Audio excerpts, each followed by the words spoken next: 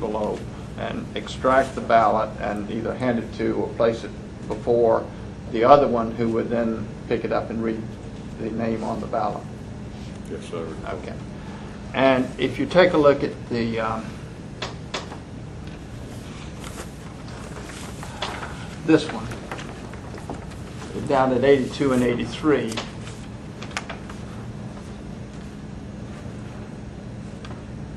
item 6, I think. If I've got... No, sir, you don't.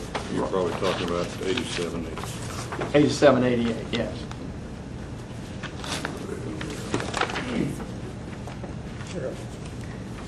Item 4.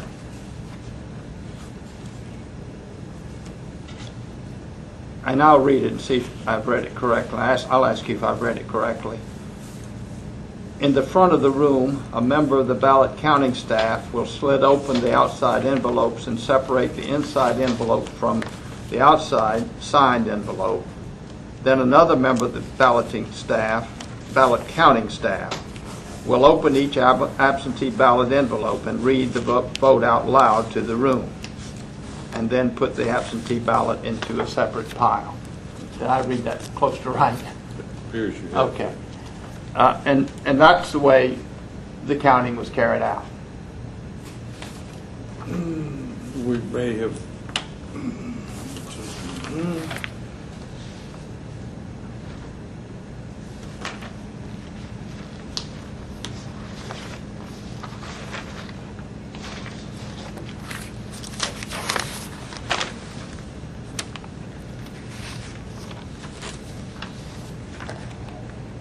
I believe so. I mean, Okay.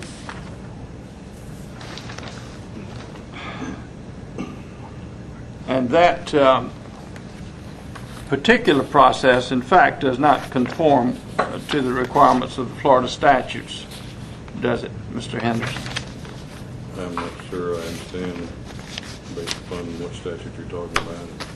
Well, you mentioned you'd read 99. I did not memorize 99. Yeah, okay, so you don't know whether it conforms to the statutes or not, is that correct? Without reviewing the statute. Okay.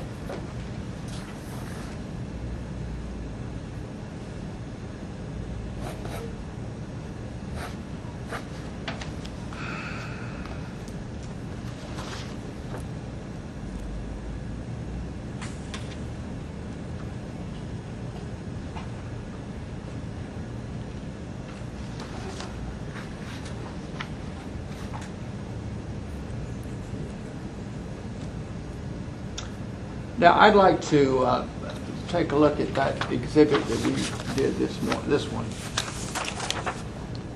Plaintiff's Exhibit 11, Mr. Henderson. This is the absentee ballot secrecy folder. Yes. Now, that is actually a front and back copy of an original of a folder that you provided us, is it not? Yes, it is.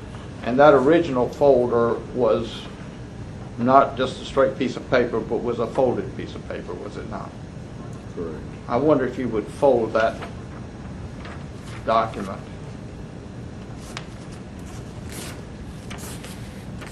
All right. Now, that document, except for being white and the copy, seems to have the same form as the document that you provided to us. Is that correct? The other one may have been folded better, but yes. Okay. And this is the secrecy folder that was given to the absentee voters, or one like that. This is what it's provided to us. This represents what it provided to us By the supervisor of elections, and what you in lieu provided. of what is called a secrecy envelope. No one's seen one yet. Okay. And so the absentee ballots, when they were abstracted, at least some of them, when they were extracted from the mailing envelopes, ordinarily would have been slipped in that document. Is that correct? Had the voter done that, they would come out that That's way. right.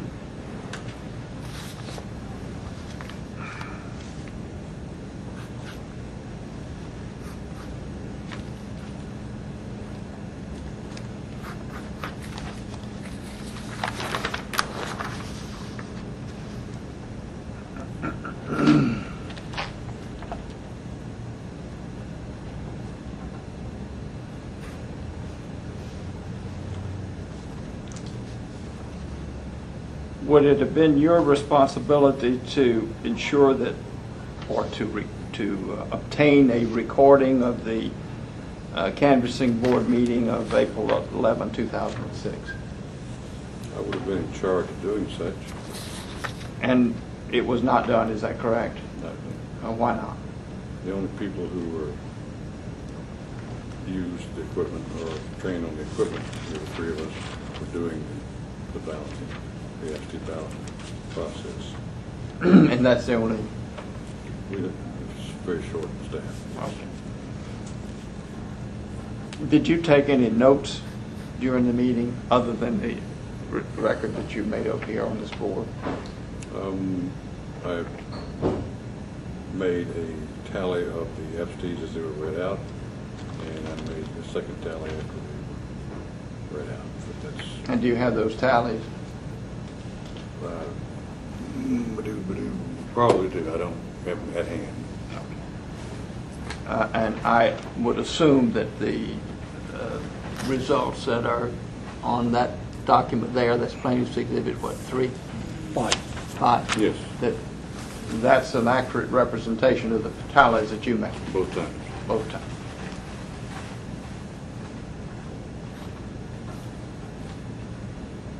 I think you've told us that you initially received the reports from the precincts by telephone. Is that correct? We've always done that. Okay.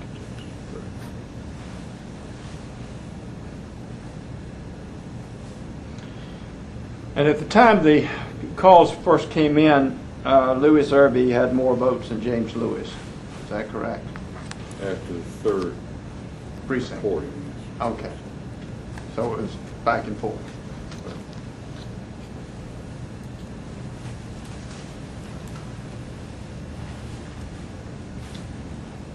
And I think you've told us that you were tied up in your office until shortly after 7 o'clock finishing up the voting there. Finishing up faxing the last Right. absentee. And then where were you physically between then and 8 o'clock? In and out. In and out of City Hall? Well, in and out of the room. And at all times, somebody was in charge of the security of that ballot Yes. box?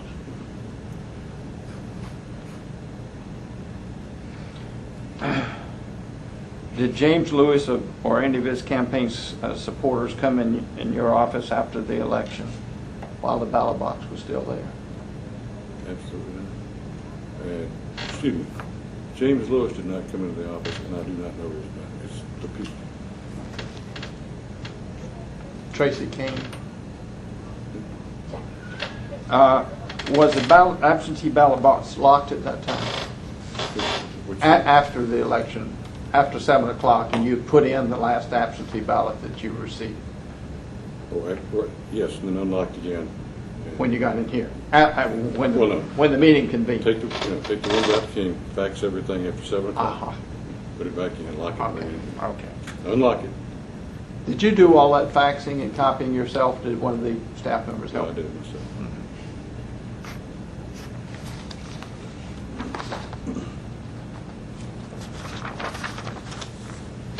Do you have any reason to believe that there was any tampering with the ballots in the absentee ballot box at any time when they were under your control? Never.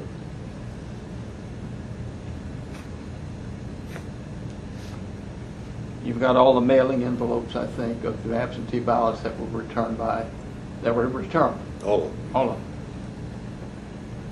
You've got the fax copies that we're going to get copies of at some point. Now, Clovis Watson voted absentee, didn't he?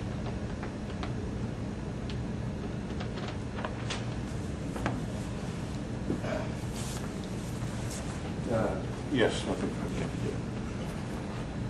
You did not photocopy his signature and did not fax it to the supervisor of elections, did you? I do that. I think that I would. Well, have you got your records there? Yes, Did you check? sir.